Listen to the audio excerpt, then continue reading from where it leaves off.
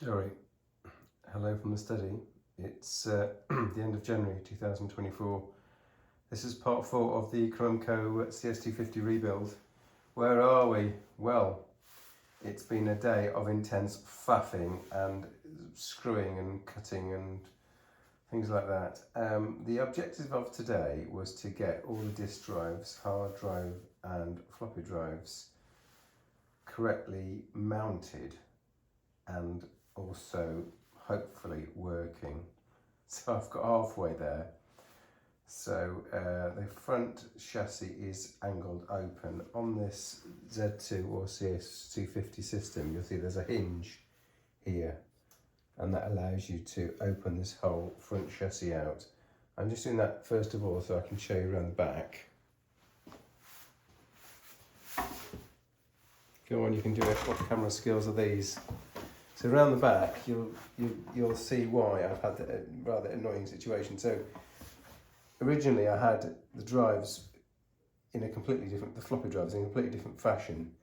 However, there's a ribbon cable here that goes to all the floppy devices, and you won't believe it, but the distance from here to here was literally about 0.2 millimeters. And I mean 0.2 millimeters. Sorry, I mean about 2 millimeters, i.e. 0.2 centimeters, too short for the drives to be in a centered state. Let me show you what I mean by going to the front. It's so annoying, I'll tell you.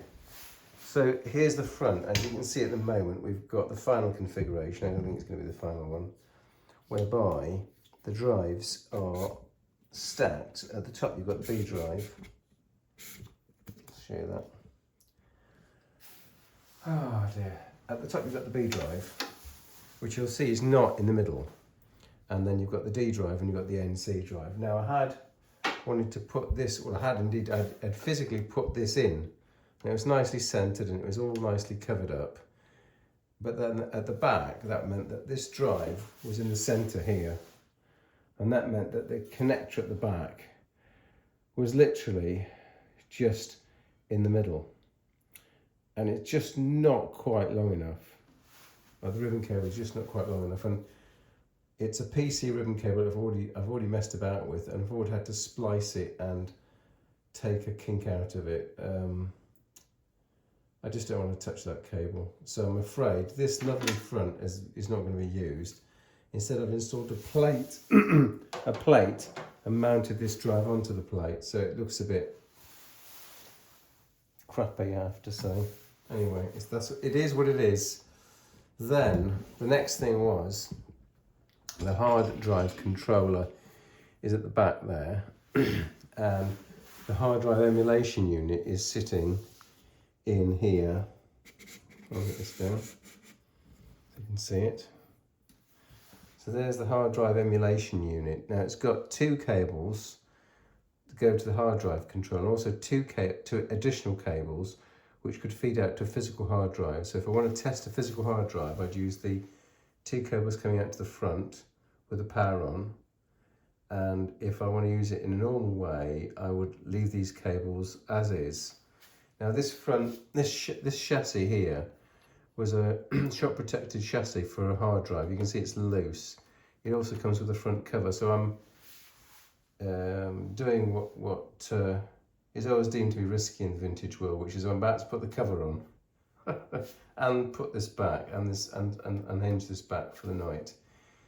So let's just do that and then we'll be back. The covers are back on. I said it's a juju thing to do because in the vintage world, putting the cover on is more or less guaranteed to make sure that your system won't continue working. Anyway, the covers are on, the top covers are on, and the front panel is on here. So you can see this panel, this was a removable hard drive back in the day, but now it's just a front panel with a spacious inside with a hard drive emulator.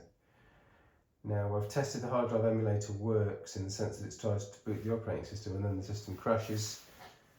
So that's got to be investigated. The previous video showed that all 4 drives are working. I've tested them again, having cabled them up in this way rather than just in the kind of a sellotaped sort of duct tape fashion that they were before.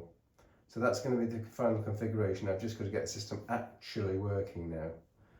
So that's the end of part 4. I think I've made a little bit of progress. The next thing is to get Cromemco up and actually running.